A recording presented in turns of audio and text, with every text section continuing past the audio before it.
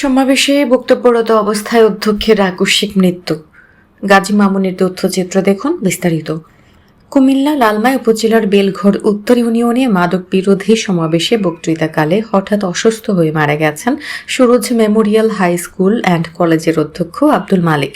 সোমবার 24 আগস্ট বিকেলে বেলঘর দারুসুন্নাত ইসলামিয়া দাখিল মাদ্রাসা মিলনায়তনে এই ঘটনা ঘটে।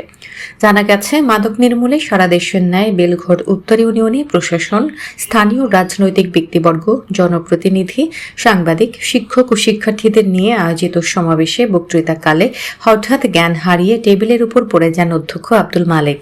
তাৎক্ষণিকভাবে তাকে লাকসাম উপজেলা স্বাস্থ্য কমপ্লেক্সে নেওয়া হলে কর্তব্যরত চিকিৎসক তাকে মৃত ঘোষণা করেন।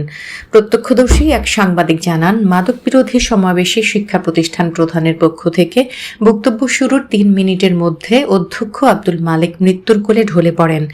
উপস্থিত প্রশাসন ও লোকজন দ্রুত তাকে উদ্ধার করে হাসপাতালে পাঠালেও বাঁচানো সম্ভব হয়নি।